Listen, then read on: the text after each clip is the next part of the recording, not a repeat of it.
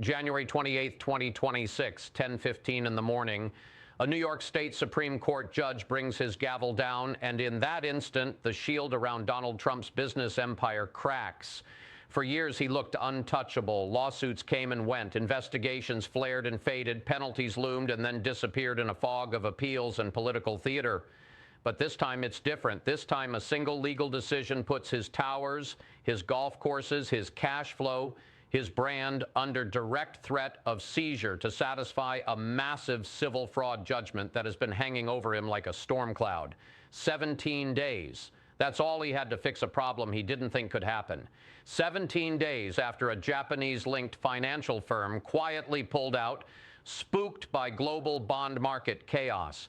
17 days to replace a shattered $464 million appeal bond that had been the thin line between his empire and New York's enforcement machine. He watched the phones go quiet.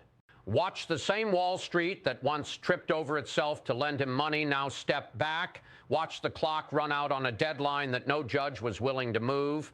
Donald J. Trump, not just a businessman, but the sitting president of the United States, now staring down the very real possibility that state authorities can walk in and start taking control of his private empire while he is still in the Oval Office. So how did it come to this? And why does what happened on January 28th matter far more than just one man's fortune? Because what you're about to hear changes how power, law, and money collide in America.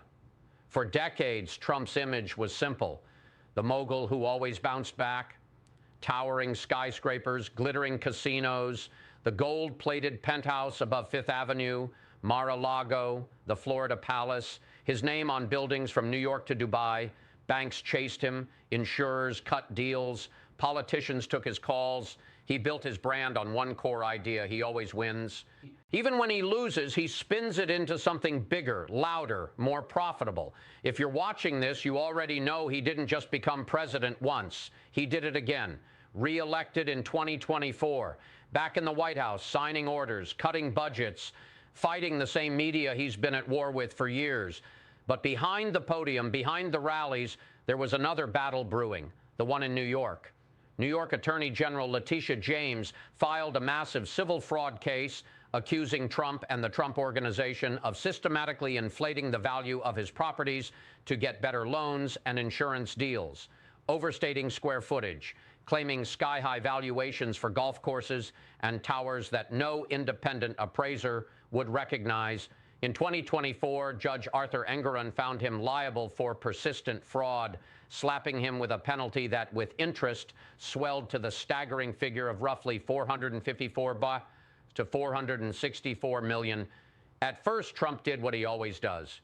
He appealed, he attacked, he went to the cameras and called it a witch hunt, a political hit job cooked up by Democrats in Manhattan. And for a while, it seemed to work. In March 2024, an appeals court cut his bond requirement from the full amount down to $175 million, a number his team scrambled and finally managed to post in time. That bond stopped New York from freezing bank accounts or seizing buildings while the appeals played out. To his supporters, it looked like another Houdini act, another escape. But bonds aren't magic. They're contracts. They depend on real collateral and real confidence. And this is where the story pivots. The $175 million bond that bought Trump time was backed by an insurer tied into global financial markets. On paper, it was solid. In reality, it was sitting on a fault line. In early January 2026, bond market turmoil in Japan triggered emergency margin calls and forced de-risking. Behind closed doors, the financial firm that had stepped up for Trump watched its own balance sheet strain. Regulators and internal risk committees started asking hard questions. By the time the dust settled, the firm made a brutal call. They notified the New York court they could no longer secure Trump's judgment. The bond had to go. That's the file that changed everything. That withdrawal letter, that one document turned Trump from protected appellant back into exposed judgment debtor. Under New York law, once a bond disappears and isn't replaced within a tight court deadline, the state can move immediately to enforce the judgment. No more waiting for final appeals. No more pause. On January 28, 2026, with the grace period gone and no replacement in hand, the judge authorized the immediate execution of the civil fraud judgment. That meant New York authorities could begin seizure steps against Trump's marquee assets to satisfy the hundreds of millions he owes. 40 Wall Street, the commercial portions of Trump Tower, the Seven Springs estate. Even bank accounts and aircraft are suddenly in the crosshairs. If you're trying to picture what that looks like in real life, imagine this. Accountants and lawyers dispatched by the state walking through lobbies that once symbolized wealth and control, securing records, mapping income streams. A court-appointed overseer lined up to collect rents, manage the properties, and divert income away from Trump's companies and straight into accounts controlled by New York. Not a hypothetical, not a threat. A process already set in motion by a judge's order, all while Secret Service agents maintain their own perimeter around a man who still holds the nuclear codes. This isn't a random lightning strike. There were warning signs for years. Long before he was president again, lenders and watchdogs whispered about Trump's habit of inflating numbers. Internal documents from the original fraud trial showed valuations tweaked to fit whatever result the Trump organization needed. A triplex apartment in Trump Tower treated as if it were nearly 3 times its actual size. Mar-a-Lago valued as if it were a hyper-luxury private residence rather than a club restricted by legal covenants and zoning rules. Golf courses assigned sky-high values based on speculative projections rather than actual market data. Bankers were dazzled as long as the deals made money. But when the political spotlight hit and the Attorney General started pulling threads, the whole web of numbers began to look more like a long-running pattern than a few innocent mistakes. That's the part nobody can afford to ignore, because when a version of this story plays out with a small business or an ordinary homeowner, the outcome is different. Overstate your income on a mortgage application and you don't get a fine and an appeal. You get denied or prosecuted. For years, Trump seemed to live in a different universe where consequences arrive slowly, if at all. This January, that universe finally collided with the one the rest of us live in. And it's not just New York closing in. Across policy areas, courts have been hitting Trump's administration with legal defeats, blocking executive orders that undercut clean energy grants to Democratic-led states, allowing offshore wind projects his team tried to stop to move forward, striking down new restrictions on voting registration that judges say only Congress can impose. Taken together, a picture emerges, a president pushing aggressively and a legal system pushing back again and again. So on January 28th, when that New York order clears the way for asset seizures, it doesn't land in a vacuum. It lands on top of a pile of nearly 200 ongoing legal battles tied to Trump's agenda, his administration, and his long-tail business conduct. One former federal judge put it bluntly, "We are in uncharted territory." A sitting president fighting to keep state authorities from dismantling his private business empire while he's still in office. If you believe in checks and balances, that sentence should grab you by the throat, because it raises a question no one wanted to answer. Who actually has the power to hold a president's wallet to account? Federal institutions or the states that nurtured his empire in the first place? Two narratives explode out of this moment.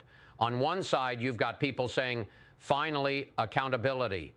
They see a pattern of fraud laid out in court decisions, a mountain of evidence, and a man whose wealth insulated him from the rules everyone else has to follow. For them, New York is doing what regulators and banks should have done long ago, call the bluff and collect. On the other side, you've got millions who see this as proof that the system is rigged against him and, by extension, against them. They look at Letitia James, a Democratic Attorney General, and see politics. They look at the timing with midterm elections looming in 2026 and see a weapon. They hear seizure of properties and don't think fraud judgment. They think witch hunt. They ask, if a state can do this to a president, what can it do to a regular person who doesn't have any power or platform at all? If you're watching this and you're angry, you're not alone. If you're watching this and you're scared, you're not alone either. Because underneath all the headlines about Trump and towers and hundreds of millions of dollars, there's a more personal question. What happens to your trust in the system when you watch it either finally punish someone powerful or maybe punish them because they're the wrong kind of powerful? When Trump's assets are threatened, jobs are threatened. workers at his hotels, staff on his golf courses, vendors who depend on contracts with his companies. None of them argued valuations or signed loan documents. They just showed up, worked, and collected paychecks. If his empire is carved up, their lives are collateral damage.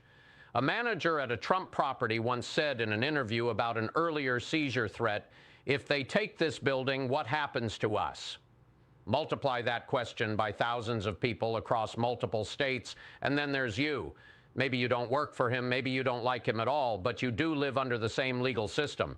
If you're watching this thinking, he deserves it, ask yourself, do you trust the same tools being used with the same intensity on anyone else who crosses political lines?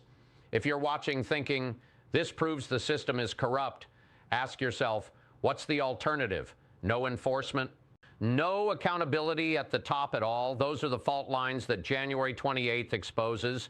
Meanwhile, Trump isn't just playing defense, he's launching his own legal rockets.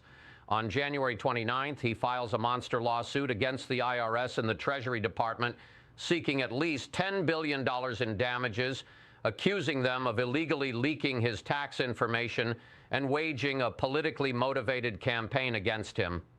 To his supporters, it's proof he's still fighting back on every front, refusing to let federal agencies define his legacy or his balance sheet.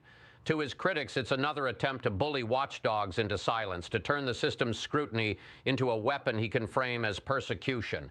Every new case, every fresh ruling, every emergency hearing feeds into the same spiraling narrative. Either Donald Trump is finally being forced to live in the same legal reality as everyone else, or the institutions meant to protect justice are turning into tools of political vengeance. The truth might be uglier. A system that's inconsistent, reactive, and prone to only really move when the stakes are this high. Remember those 17 days after the bond imploded? 17 days when Trump's team scrambled behind closed doors, calling every insurer they could, chasing every potential guarantor. 17 days when one of the most famous businessmen on earth couldn't find anyone willing or able to stand behind nearly $500 million he owed a single state. If you strip away the politics, that alone tells you something about how fragile his empire really was. On January 28th, a judge didn't just enforce a judgment, he tore away the illusion that the Trump organization could simply outweight, outspin, or outfinance consequences forever. And if that can happen to someone with that much visibility, what does that say about the hidden empires we never see? The private equity firms quietly overvaluing assets behind closed doors. The corporations cooking numbers just enough to stay ahead of regulators. If the system took this long to clamp down on one of the most heavily scrutinized figures in American history, what else is it missing? That's the part that should haunt you long after the headlines move on. This isn't just a story about Donald Trump or New York or a single judgment. It's a stress test of American institutions in real time. Can a state hold a sitting president's private business accountable without tearing the country even further apart? Can courts enforce the same rules on the powerful that they would on anyone else without it being swallowed up by narratives of witch hunt and deep state? Or are we already past the point where any major case like this can be seen as anything but a political weapon? On January 28, 2026, Donald Trump's empire moved one step closer to being carved up to pay a historic fraud bill. The appeals aren't over. The legal fights will drag on. Maybe he finds another lifeline. Maybe a higher court reins things in. But the deeper question isn't what happens to him next. It's what happens to us if the only time the system truly bites is when the cameras are rolling and the country is already divided into two realities that can't agree on what justice even looks like. If you want more breakdowns that cut through the noise and follow the money, the law, and the power, you know what to do. Because this case, this setback, this January 28th moment, it's not the end of the story. It might just be the warning shot.